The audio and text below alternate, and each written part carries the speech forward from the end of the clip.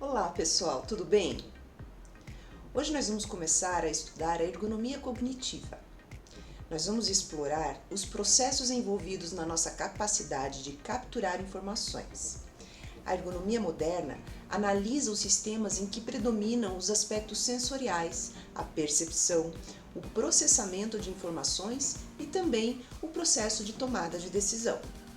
Portanto, está ligada à captação de informações, abrangendo desde a percepção, o armazenamento das informações que está ligado à memória e também o seu uso no trabalho, vinculado ao processo decisório. Para iniciar, nós precisamos entender a distinção entre duas palavras que se parecem, mas que possuem uma diferença significativa: a sensação e a percepção.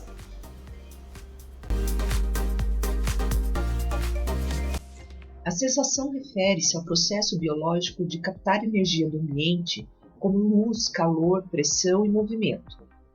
Essa energia é transformada em um impulso eletroquímico que é transmitido ao sistema nervoso central, onde pode ou não ser processado.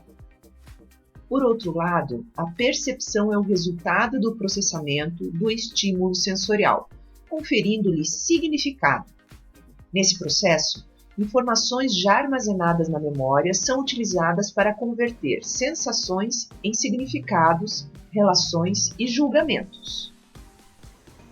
Portanto, sensação e percepção fazem parte do mesmo fenômeno, nem sempre consciente, podendo ocorrer automaticamente. Vamos ver um exemplo disso. Um bom exemplo desse fenômeno de sensação e percepção é o caso de uma pessoa analfabeta que aprende a ler e escrever.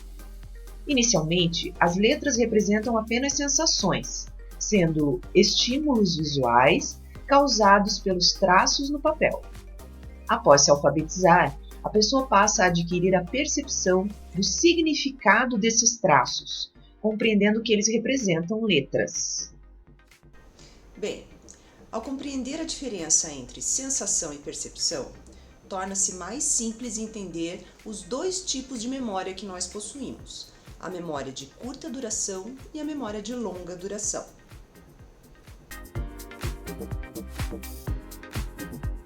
A memória de curta duração retém informações por breves períodos, geralmente de 5 a 30 segundos. Nesse contexto, as informações são armazenadas, mas podem ser perdidas tanto devido ao tempo decorrido quanto à sobrecarga causada pelo volume de informações. Essa memória pode ser afetada pela presença simultânea de outras informações, como um som ou ruído, o que pode interferir na retenção da informação desejada. Além disso, ela possui uma natureza predominantemente fonética, ou seja, retemos a forma sonora da informação. Por outro lado, a memória de longa duração mantém informações por anos. Ela é caracterizada por ser associativa, ou seja, novas informações são mais bem fixadas quando se conectam com a rede neural já existente. Sua natureza é semântica, o que significa que ela retém o conteúdo da informação, em vez de apenas a forma sonora. Sobre a capacidade de armazenamento, a memória de curta duração retém em torno de 7 itens, podendo variar de -2, ou seja, 5, a +2, ou seja, 9. Por outro lado, a memória de longa duração tem uma capacidade muito maior ao longo do tempo. A memória de curta duração guarda informações por 5 a 30 segundos, ao passo que a de longa duração armazena dados por anos. Em relação à codificação, a memória de curta duração se baseia em codificação fonética, retendo o aspecto sonoro das informações. Já a memória de longa duração adota a codificação semântica, retendo o significado e o conteúdo das informações.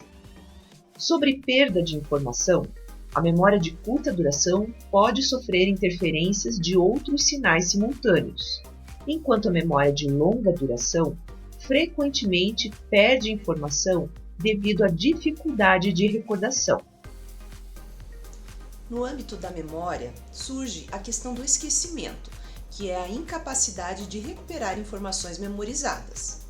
Na memória de curta duração, o esquecimento pode resultar de eventos como um toque de campainha ao precisarmos reter uma informação. Tanto na memória de curta duração quanto na de longa duração, o esquecimento pode derivar de vários fatores, incluindo condições médicas. Eu vou te dar um exemplo pessoal que ilustra isso. A minha sogra, durante seus últimos estágios de vida, ela enfrentou o Alzheimer, cujo sintoma principal é a perda de memória. Antes, quando ela vivia no Rio de Janeiro com a minha cunhada e os seus netos, ela participou do casamento do meu sobrinho, do neto mais velho dela. No entanto, a sua memória de curta duração foi afetada pela doença. Um dia, em determinada conversa, quando eu mencionei o casamento desse meu sobrinho, ela me olhou surpresa perguntando: "Como assim, o Bruno casou?" Eu expliquei que ela esteve no casamento do Bruno, que ela trouxe uma lembrancinha de lá. Daí ela reagiu: "Ah, eu tinha esquecido." Esse exemplo é para mostrar para vocês como a doença afeta primeiro a memória recente, levando a lapsos até de eventos significativos. Em contrapartida, ela detalhava histórias da infância do meu marido e dos meus cunhados. A sua memória de longa duração permanecia intacta, destacando a importância dos dois tipos de memória para a nossa vida. Enfrentar doenças que afetam a memória é muito desafiador. Porém, é possível aprimorar a nossa memória usando algumas estratégias. Vamos ver primeiro as estratégias para aprimorar a memória de curta duração. A memória de curta duração pode ser aperfeiçoada com agrupamentos que ampliam sua capacidade. Essa é a estratégia que normalmente utilizamos para simplificar o CPF. No primeiro exemplo, cada número ocupa uma posição na memória, tornando a memorização mais difícil. No exemplo seguinte, cada grupo de 3 números ocupa uma posição na memória, o que facilita a memorização. Outra estratégia para aprimorar a memória de curta duração é a substituição de números por letras, como em senhas, por exemplo. Isso é particularmente útil, já que muitas vezes enfrentamos dificuldades para memorizar números. Essa abordagem facilita a memorização, pois as letras têm maior probabilidade de se relacionarem entre si, formando um conjunto com algum tipo de significado. Por exemplo, uma placa de carro com FAB 1029. Você poderia converter 1 em I e dizer que é Fábio 29.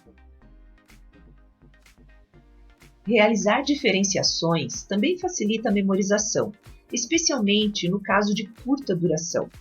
Características próprias, distintas e bem diferenciadas entre si são memorizadas com maior facilidade. Em sequências aleatórias de letras, a combinação O, Q, C, G é mais difícil de memorizar devido à semelhança visual entre elas. Por outro lado, a sequência X, P, K, Y é mais fácil de memorizar, uma vez que apresenta diferenças visuais distintas entre as letras. Lembra das estratégias que vocês usavam para estudar para o vestibular? Isso é amplamente explorado nos cursinhos por aí. Uma das abordagens é justamente verbalizar em voz alta o que você precisa se lembrar, não é mesmo?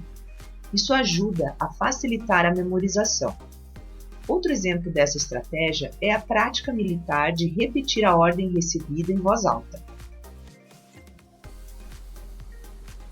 Agora vamos explorar maneiras de aprimorar nossa memória de longa duração.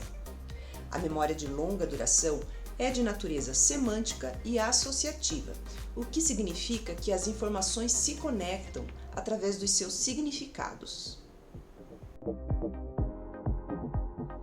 A primeira estratégia é a construção de redes neurais. A memória de longa duração se organiza em uma série de nós que formam uma rede, associando palavras a conceitos.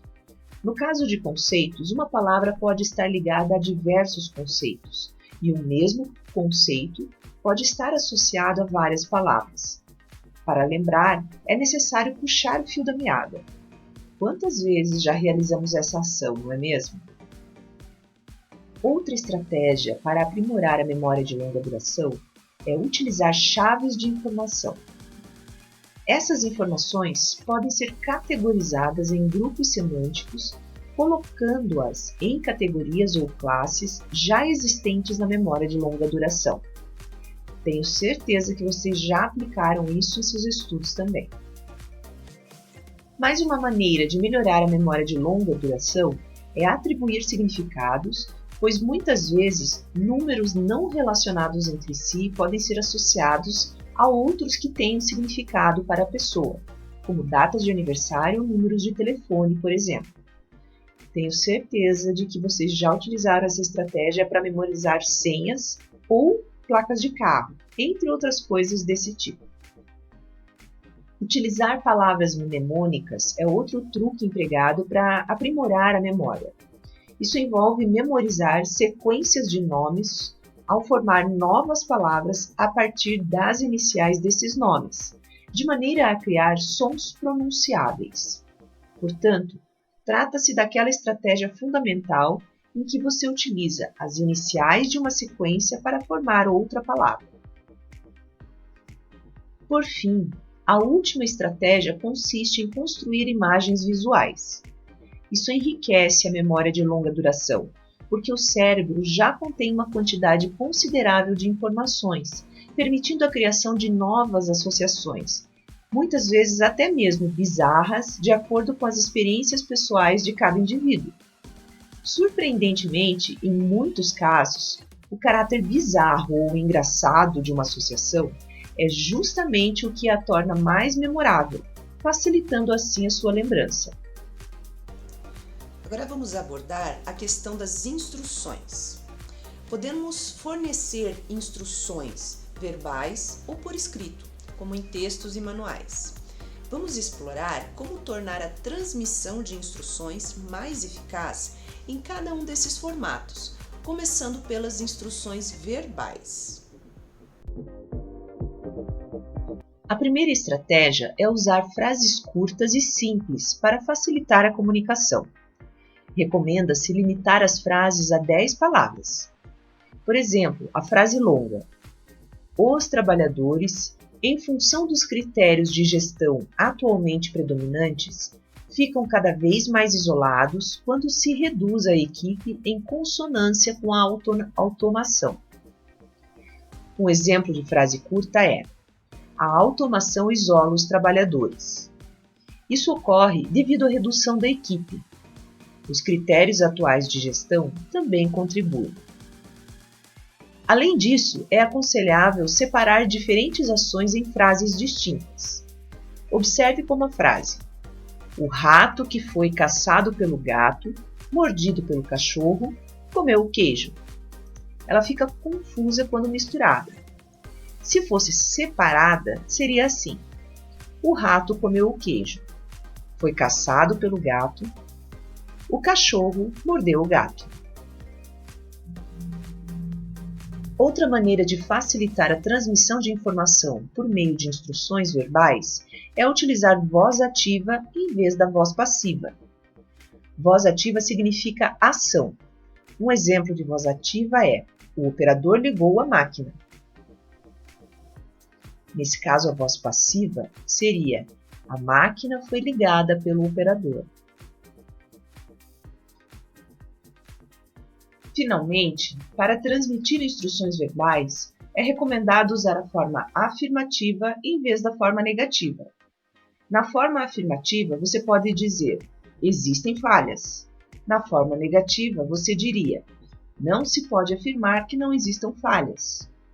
A exceção para o uso da forma negativa ocorre em situações de cancelamento ou proibição. Por exemplo, não ligue a máquina se a porta estiver aberta.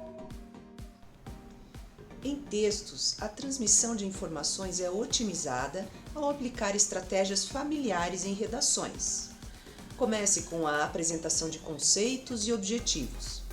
Em seguida, forneça um contexto, incluindo explicações, histórias e exemplos. Essa abordagem também se estende à criação de trabalhos acadêmicos, como os TCCs, e à elaboração de artigos científicos, sendo uma regra básica e versátil. Ao transmitir informações através de manuais de instruções, ocorrem problemas recorrentes. Os manuais frequentemente carecem de clareza, presumindo conhecimentos e habilidades que os usuários podem não possuir. Os especialistas, ao redigirem manuais, tendem a supor que os leitores compartilham dos seus conhecimentos, o que nem sempre é verdade. A solução envolve testar manuais com amostras do público-alvo e usar gráficos para representações visuais, tornando informações mais acessíveis. Transformar etapas em imagens estáticas ou dinâmicas, como vídeos e animações, também facilita a compreensão de processo. Outra abordagem é apresentar alternativas ou ações de maneira clara, transformando-as em itens ou opções para que as pessoas executem tarefas específicas. Estruturar manuais em tópicos também aprimora a compreensão do usuário final. Bom, pessoal, esse conteúdo é um pouco extenso, por isso precisaremos dividi-lo em duas partes. Nessa primeira parte, nós vimos o conceito de sensação e percepção, bem como os tipos de memória, curta e longa duração. Vimos também estratégias para aprimorar a memória e para fornecer instruções verbais e por escrito. As referências dessa aula serão fixadas no final desse vídeo e na descrição dele no YouTube. E nós vamos continuar a ergonomia cognitiva no próximo vídeo. Tchau, até a próxima!